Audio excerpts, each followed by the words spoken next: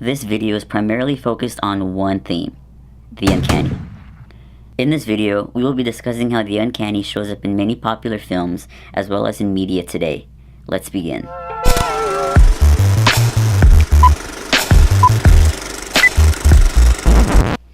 First off, we need to define what the uncanny actually is. According to Sigmund Freud, the subject of the uncanny is a province of this kind. It undoubtedly belongs to all that is terrible, to all that arouses dread and creeping horror. It is equally certain, too, that the word is not only used in a clearly definable sense, that it tends to coincide with whatever excites dread. Freud himself even states that the uncanny is very hard to define, but it still shows up in many clips and videos today. The one film that I think that really represents the uncanny is the film The Shining. There are many uncanny elements that show up in this film. For example, the maze or labyrinth. The maze plays a very central role in the film's attempt to scare the audience. However, this is not only referring to the actual hedge maze that is located outside of the hotel. This is also referring to the hotel itself. The whole building itself can be viewed as a maze. In the film, Wendy even says that this whole place is an enormous maze. This whole place is such an enormous maze, I feel like I'll have to leave a trail of breadcrumbs every time I come in. The long corridors with an abundance of right-angle turns in either direction appear similar to a real-life maze. Even in the Steadicam tricycle scene and Danny running through the maze has very similar shots to help reaffirm the idea of the maze-like hotel. The whole set even reflects this maze-like idea as it has many weird qualities, with the doors and windows that can't possibly be there due to other rooms. The most obvious example of this is when Halloran opens the freezer door. If you look closely, the door hinge switches sides between shots. By doing this, Kubrick is suddenly toying with the mind of the audience, and many will not even notice that this simply adds to the whole unease of the film. The next uncanny element in The Shining is the double. One example is the two dead twins that Danny sees when he's riding his bike through the hotel. Come and play with us, Danny. In Freud's words, these themes are all concerned with the phenomenon of the double, which appears in every shape and in every degree of the uncanny development. Thus, we have characters who are to be considered identical because they look alike. The film also uses mirror imagery across different characters. For example, Dick Halloran and Danny mirror each other as they sit on opposite sides of the table, with their hands both intertwined, talking in the hotel.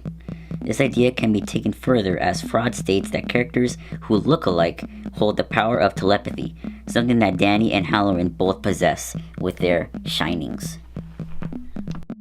Another way how The Shining represents the uncanny is the use of sound. I noticed that they often use sound in the film to foreshadow something else that later on will eventually happen. For example, the sound of the ball that Jack is throwing around in the hotel sounds very similar to when he is chopping down the door with his axe.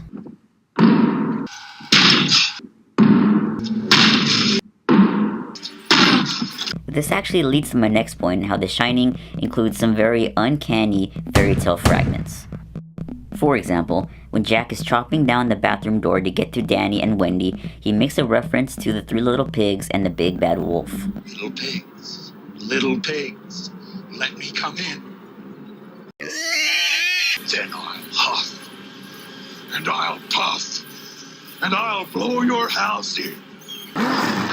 The next thing I want to talk about is how the uncanny still shows up in popular media. For example, the First Lady of the United States put up red Christmas trees all around the White House.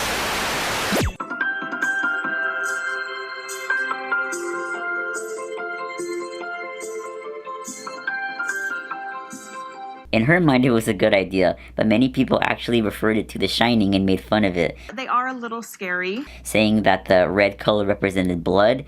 Others say the blood red trees look straight out of The Shining.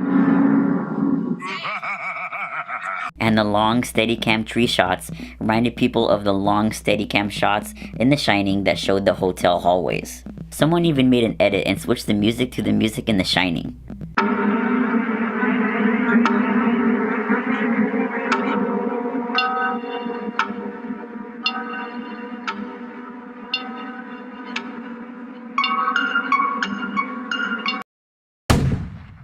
I even noticed the word uncanny in a YouTube video I watched 2 weeks ago.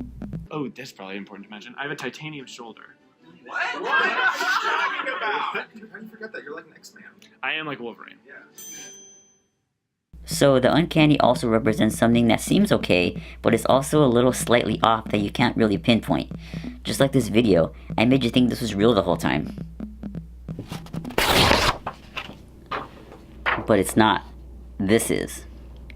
This concludes our analysis on the uncanny and how it shows up in films and in popular media today. Thanks for watching.